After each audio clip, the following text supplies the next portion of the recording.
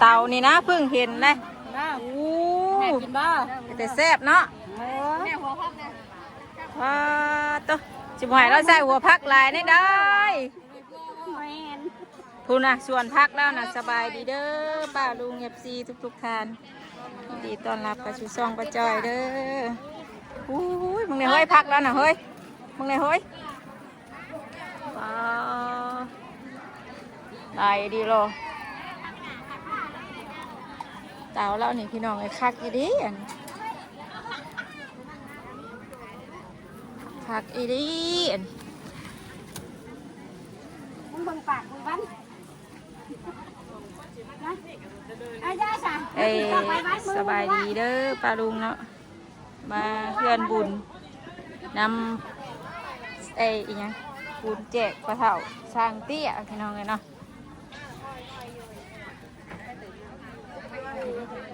กำลังหนึ่งเข่าพี่น้องเลยบ้านเฮากระสินงานบุญงานศิลป์กระสินหนึ่งหมอใหญ่ๆอย่างนี้พี่น้องน่าละกูเต็ม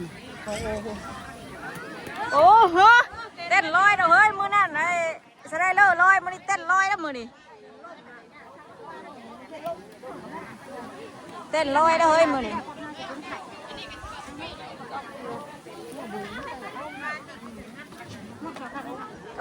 หมักสไลเดอร์ไปในงานพระธาตุโพธิ์เนาะ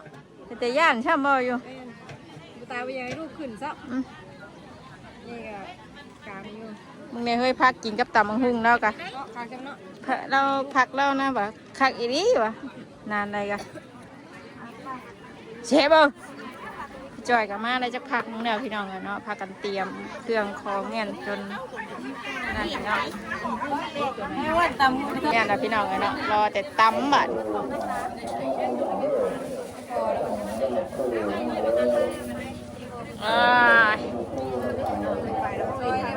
ซอยเรียบร้อยแล้วไม่ได้ถ่ายเปิดเพลงเลยเที่ยงไปงั้นอันนี้พี่น้องกันเนาะแม่ครัวก็ได้ลายอ่ะโอ้เสร็จมันก็เต็มทาง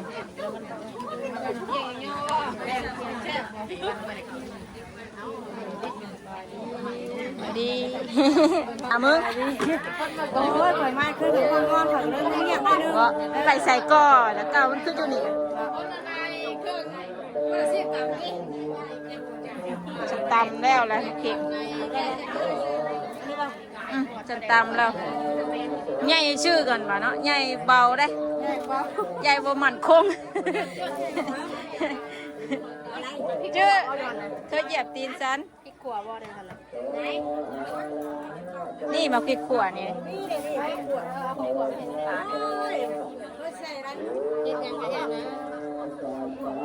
ของใครดิไม่รู้หนูไม่รู้ค่ะจะทำอะไรอ่ะดอกยังเห็น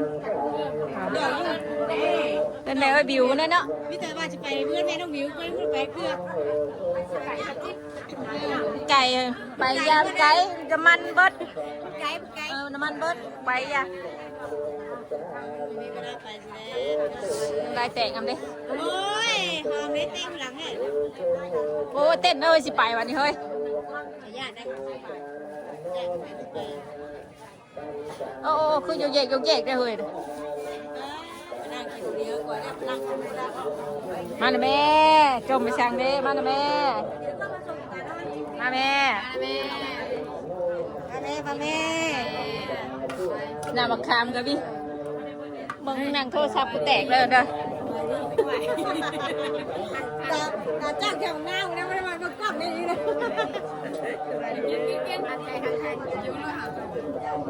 กินนะแม่กินแล้วพอชมน้ำเขียวให้ไม่ได้ไม่กินเลยโอ้ยขอเห็นอยู่ในตะวันดิ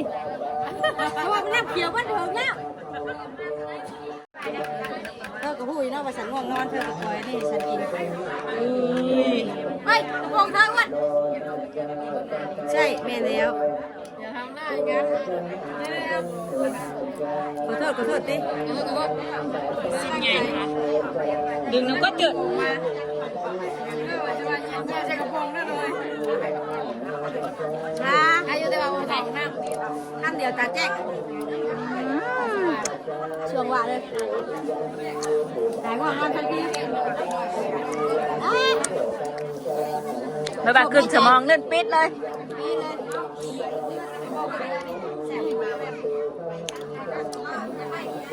เอาให้จืดเลยห่วงนะยศ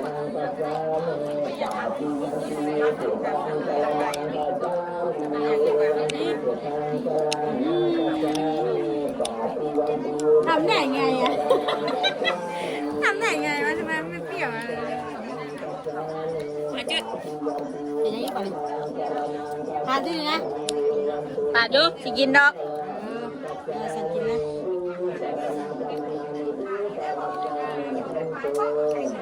อะไรพี่น้องจุดจุดเมื่อกี้ยังกันยังไม่ทำยังไม่ตำปาดเครื่องไม่เจอชมอ่ะยังชมเราก็ยากดีนะเชฟคนเฮ็ดมีคนเคี่ยวไว้เลยนะเรียบร้อยนะแล้วก็ยังเฮ็ดเผ็ดด้วยตำคือดีเพิ่นว่าเผ็ดจะเผ็ดน้อยเดียวเพิ่นว่าเผ็ด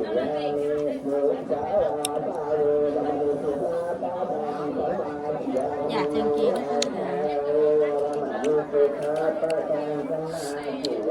หย่ำลงบุคุ้งอ่ะนะบวยมันสุกดีกับมันใหญ่เลย ส้มแบบ ข้าวเป็นชุกเนาะ ส้มแห้ง เอาแบบบุ้งบ่เอาแบบกระตักก่อน เอาแบบกึกนั่นดิตากนี่แซ่บมาไว้ละ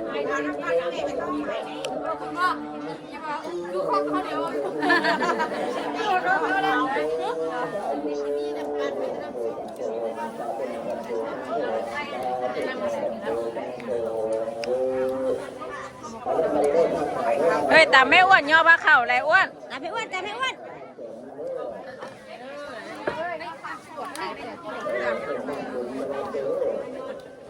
เอากระชามมาดิ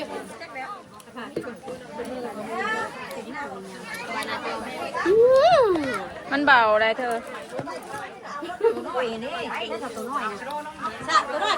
เอาตูดมาตีไร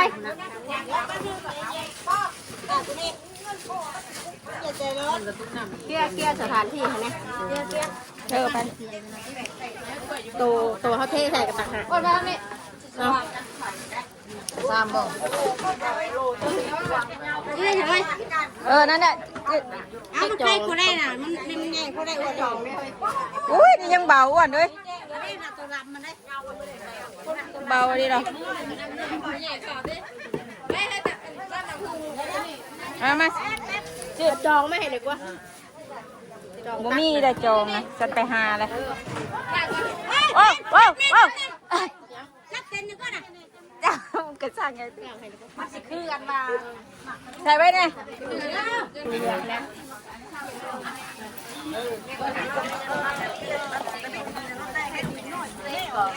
กล้องดู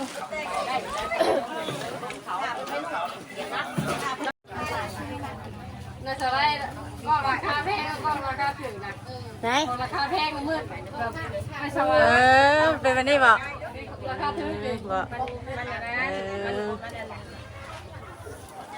ราคาถือกับราคาแพงเห็นมันกับคือกันแน่เห็นว่าแต่คนกันยังคูงามกันยังดูดีกว่าได้จ้ะแสงตาจ้าได้หลายได้จุดหลายปะมาตอนก็มาส่งกับสากแล้วนะ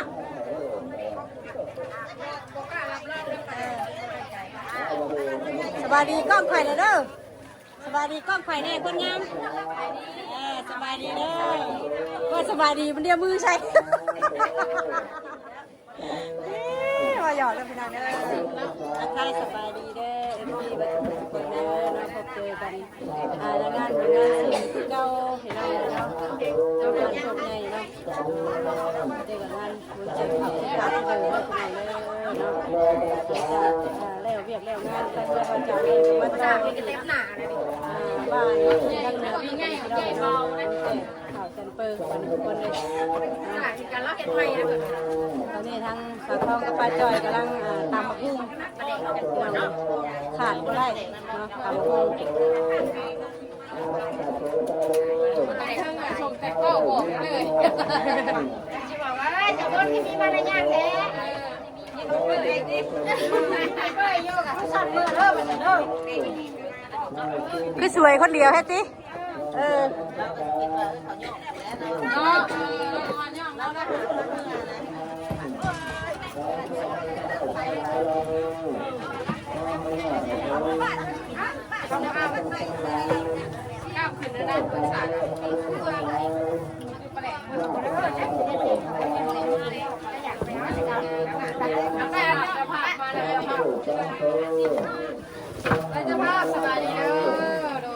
สบายดีเด้อเจ้าภาพเด้อสบายดีทางเจ้าภาพเพิ่นมาเด้อพี่น้องเอ้ย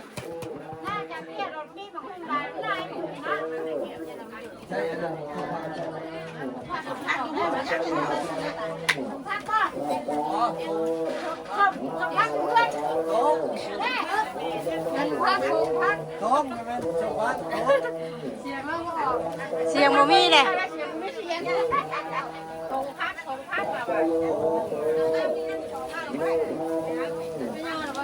ยังอันนี้ไปใส่ปลาเข่า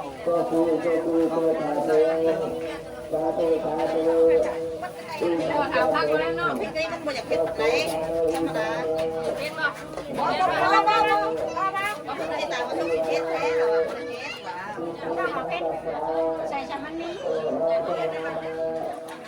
เวลานั้นมันเด้อ2 ตอนไม่กับกูรอมันได้ยังจะคุยว่าเลยแหลกแน่หน่อยนึงได้ยังได้เค็มแดงแดงมันรอแล้วแหลกนั่นแหละ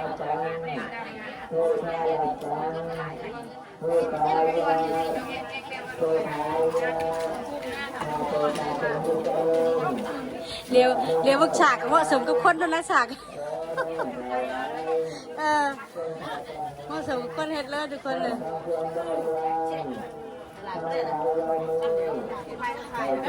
ใช่เพื่อยังถุงมือหรือใช่ขันเนี่ยเพื่อยังมีเพมือแล้วมีเพนะ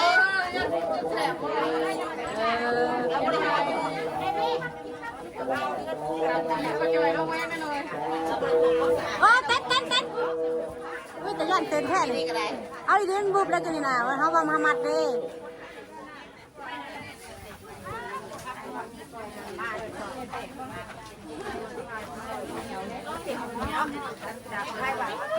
น่าจะช่วยเข้าทุกคนได้แบบนี้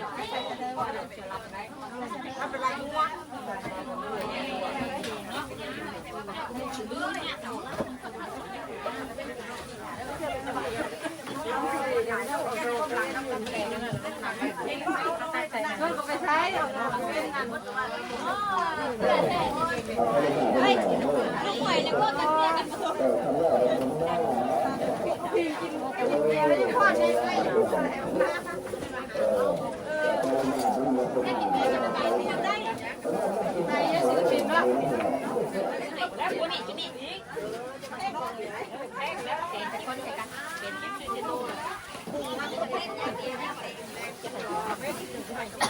จองมาพูดกันถุงมือใช้ถุงยางก็ได้เลย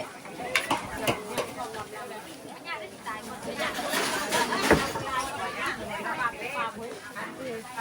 อามือขั้นแล้วเหรอเอาถุงยางมาใส่เลยเราดูให้น้ำหัวเขาไม่น้ำผิงอ่ะอยู่ไรเฮ้ย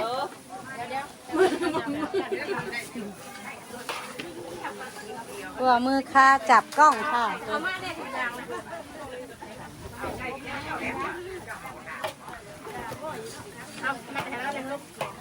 มาแล้วส่วนเดียวไม่ได้แล้วเนาะ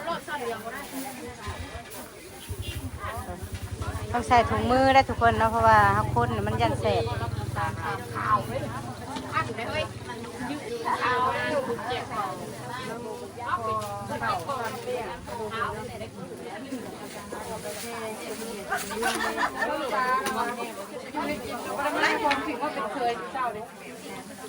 ว่าแพ้ทั้งมือทั้งตาคือเห็นแม่น้ำพิงแบบนี้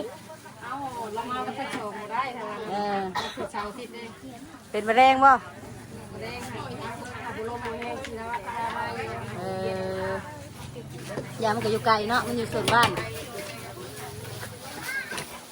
ทิศทางว่า นี่เราอยู่ใกล้กลาง น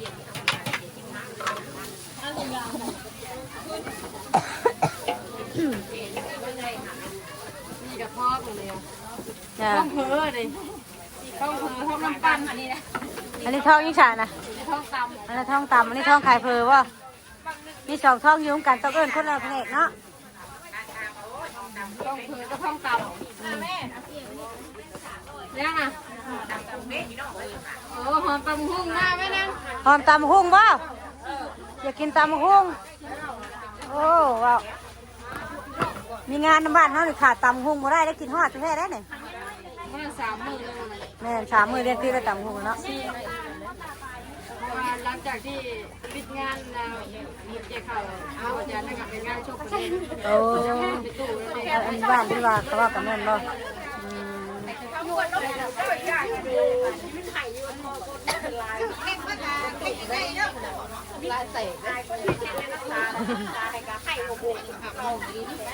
่กูใช่เนาะ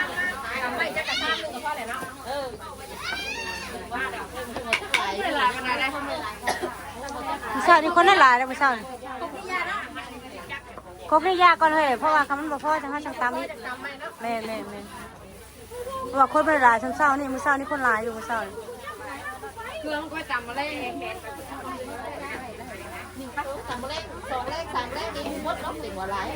มาพุงหลายบ่หลายแล้ว สิทองหัวไผ่ก็มันมาจำอยู่เงื่อนไผ่เงื่อนมัน บ่อยากตามกินบ่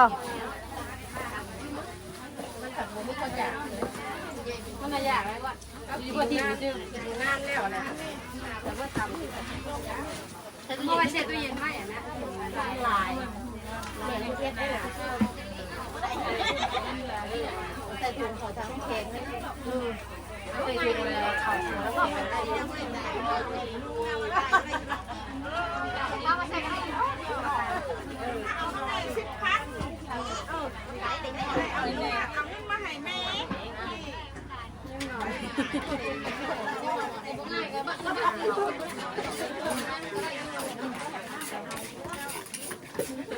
จับตำรวจใช่ไหมต้องขยันลบ ยันล่มได้จ้ะข่อยเคลียร์วันแม่แล้วก่อนข่อยสิขึ้นมานั่งจ้ะ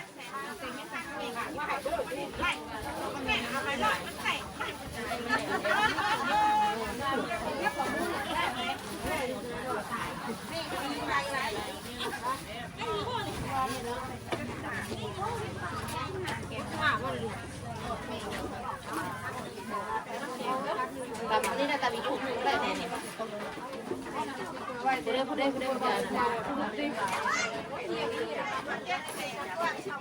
่านี่ก็มีหลายเลยอย่าบังฉากกับว่าบังไง มันโมนักซื้อแล้วค่ะมันนักให้กูหันนั่น ตั้งข้าวแล้วไม่สบายตั้งข้าวก็จะหนีคะแนนเบิด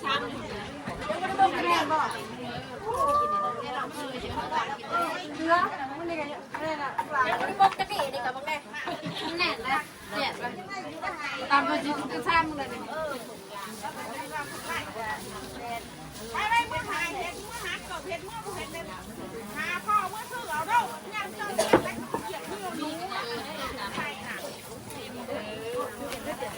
เตรียมอยู่ค่ะ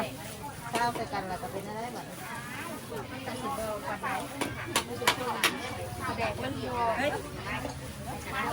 เฮ้ยทางหลังเฮ้ยทางหลังเฮ้ย แล้วก็จะจิ๊บเลย ทำลายแตกได้เนาะเฮ้ย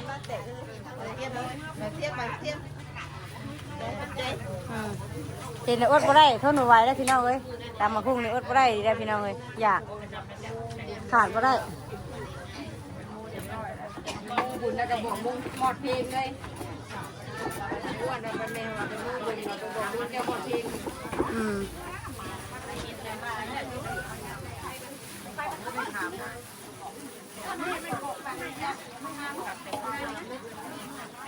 ที่ลงทุนมีสิเทศพอดีดิ อื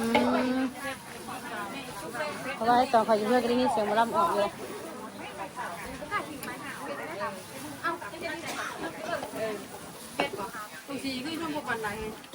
เผ็ดจิบ่อยพริกห่าวอยากเผ็ดเลย ถ้าเป็นหมากหน่อยให้เผ็ดกว่านี้หมากหน่อยอย่างเงี้ยนะ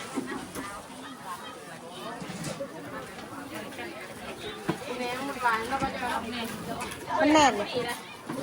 สองงาน สองงานจะอยู่กัน สร้างเป็นหลังก็อีก ว่าอยู่รอบว่าจะได้เฮ็ดลายก็ได้ เดี